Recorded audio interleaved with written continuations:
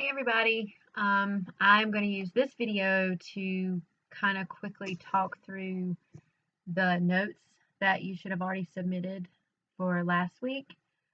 I think I told you in a previous video that I don't usually go over the notes until you've already read book 1 of 1984, so I would not, you can use this video at any time really, but if you have already read the first 8 chapters or gone through the first 8 chapters of 1984, the notes actually make a little more sense, and that's why I'm doing the video now instead of sooner. But you have it now, you can look at it. I think this week you're reading through book 1, sorry. You're reading chapter 2, and I've summarized some, so but use this video at whatever point, but it's just kind of me going through the notes, or don't use it. It won't hurt my feelings, but I hope that for some of you it's helping. So I am going to open, it's probably going to get a little brighter.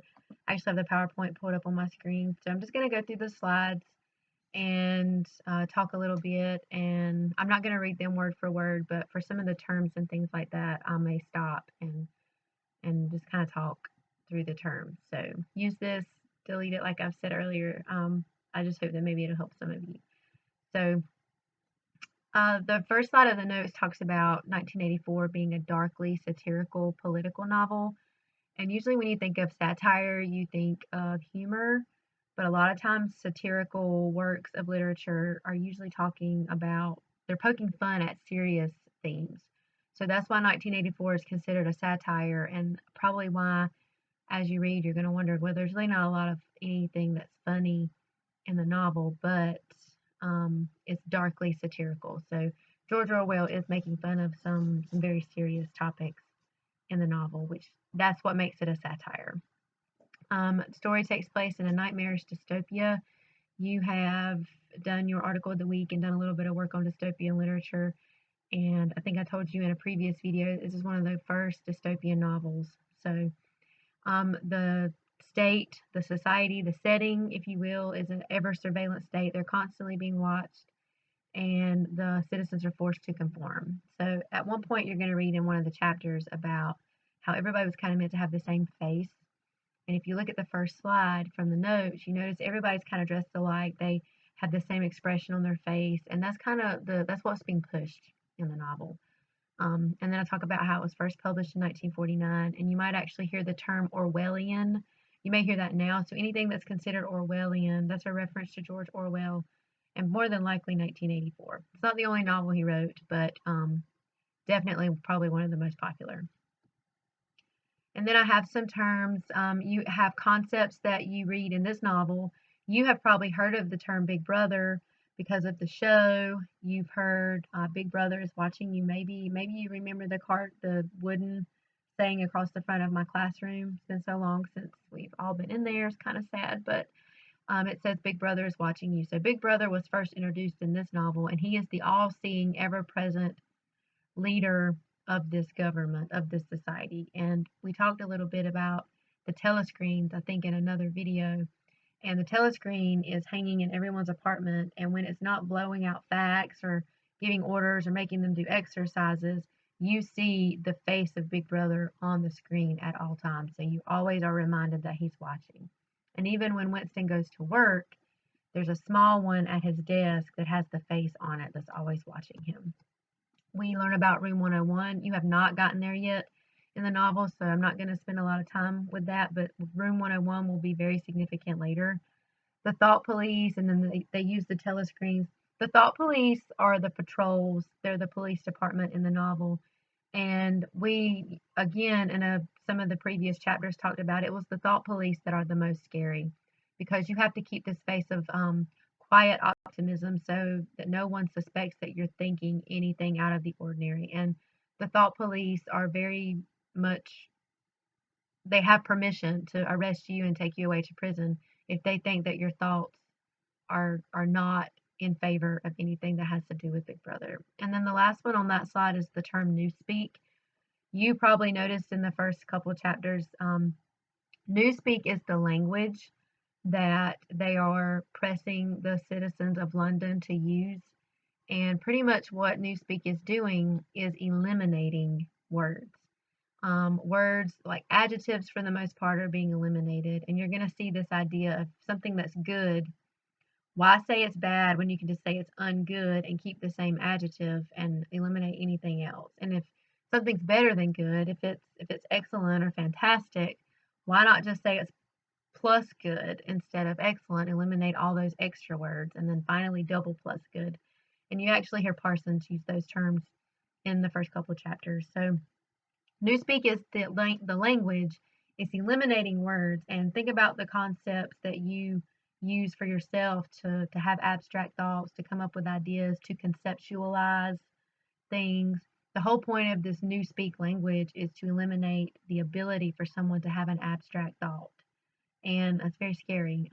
If we were in class, we would talk about text messages and that kind of thing and how we like to shorten words and see if that's kind of a form of Newspeak. But in the novel, that's what they're doing. They want you to speak in Newspeak. And in a couple of the chapters, you see Winston's assignments that he's supposed to change at his job. They come through the tube and they're written in Newspeak. The next slide are some terms. Telescreen and thought police, we've already discussed kind of. The 2 minutes hate, I go over in one of the chapters that I summarize, that happens every day. They have the opponent, the enemy of Big Brother, is a man by the name of Emmanuel Goldstein.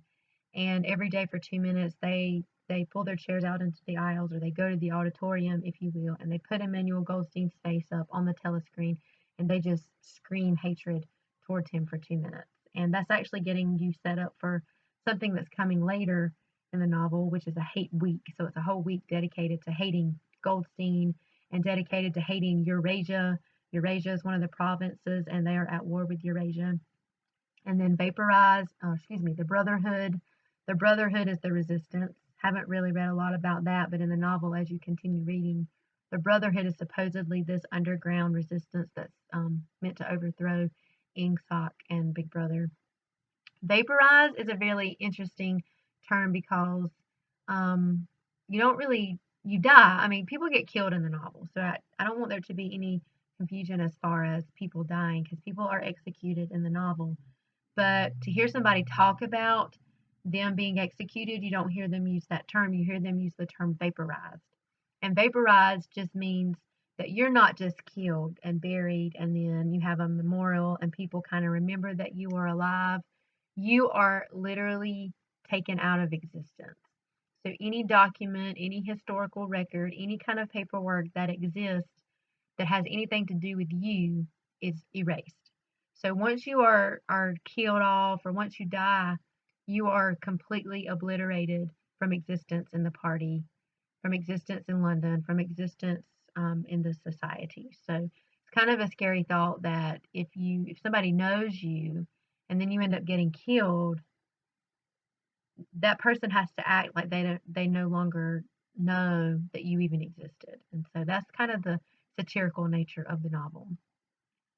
Ingsoc is a Newspeak word. The ideology of the government in the novel is supposed to be English socialism. And if you remember anything from your history classes about socialism, the idea is that there's equitable distribution. And I hope that by now maybe you see that there's really not equitable distribution. So there's kind of an ironic undertone there. But Ingsoc is just doublespeak for English socialism. Doublethink is a very scary thing because this goes back to the kind of humorous nature of the novel. You can't really not think about something without first thinking about it.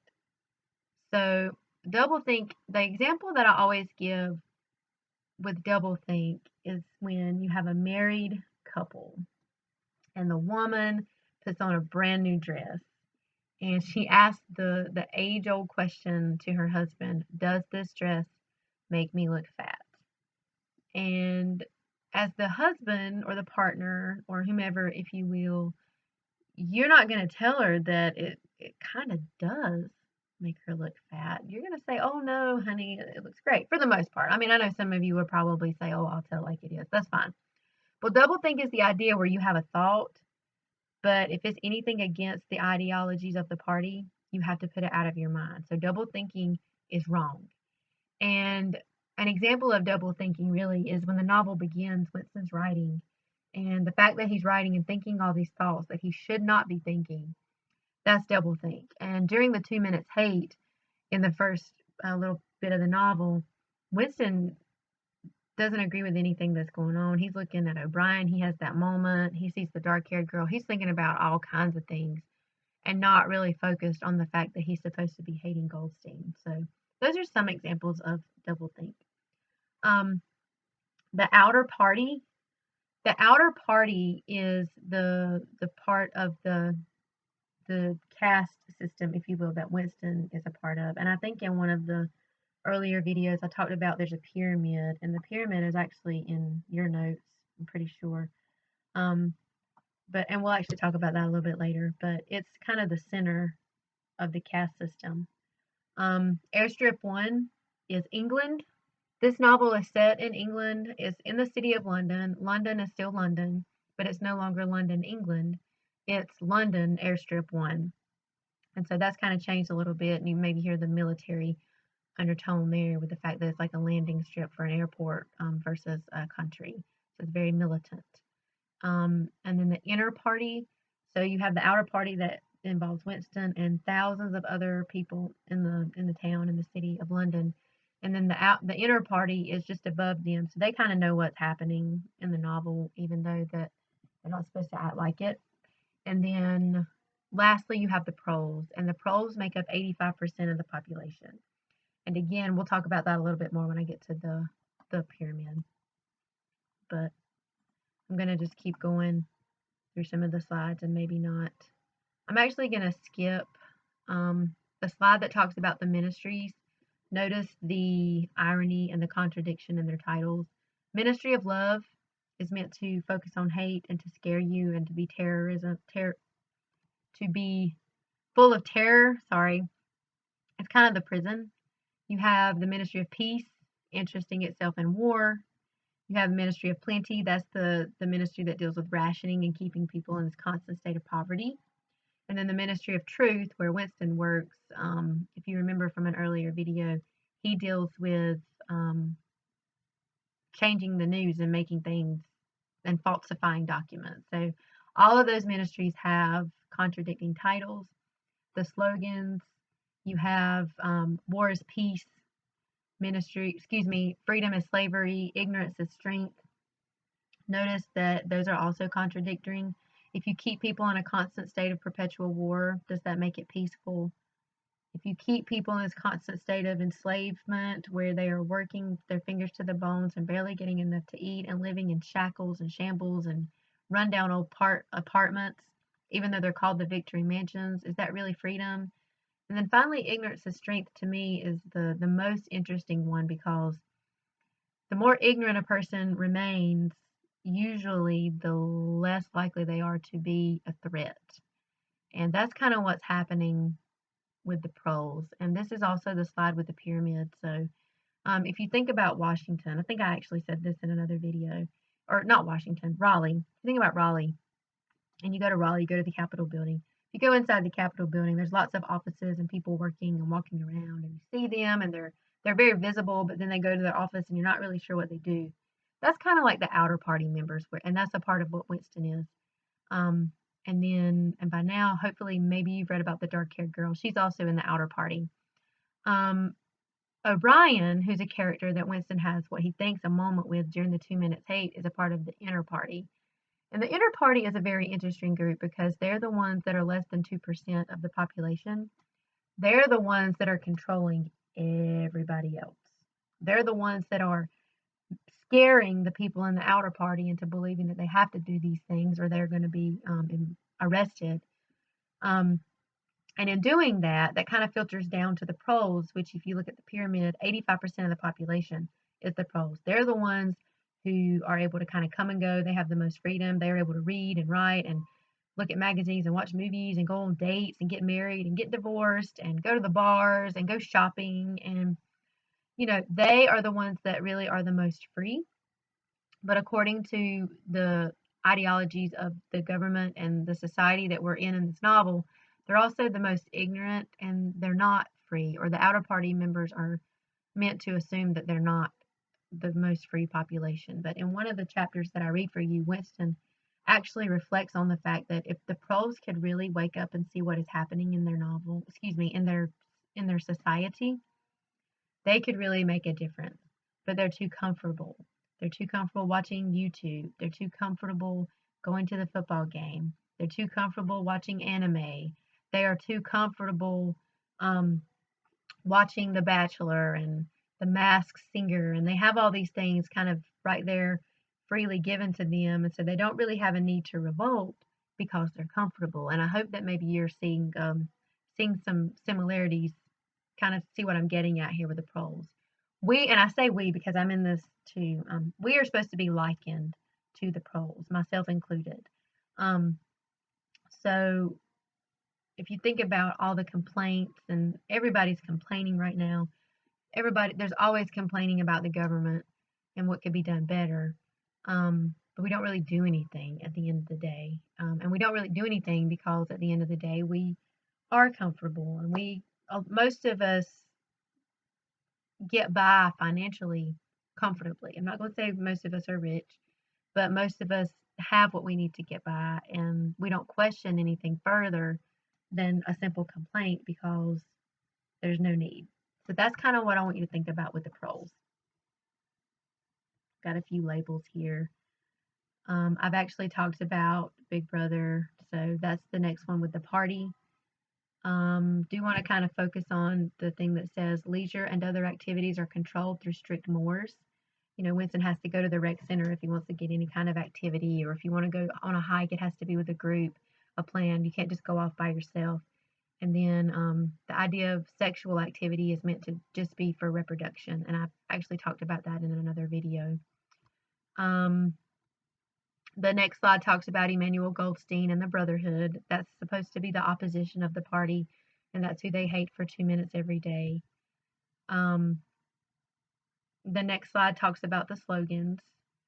I do want to just kind of put a plug in. If you think about the gates of Auschwitz, if you've ever seen a picture of Auschwitz, on the gates of Auschwitz going in, it says Arbeit macht frei, and that actually means work makes freedom. So it's kind of a mirroring of that. If you're enslaved, then you're supposed to be free. So that's that slide. Then it talks about the provinces. I'm going to actually stop this video. That way it's a little bit shorter because it doesn't take as long if I have shorter videos. So I'm just going to label this one Notes Part 1, and then Notes Part 2 will also be uploaded.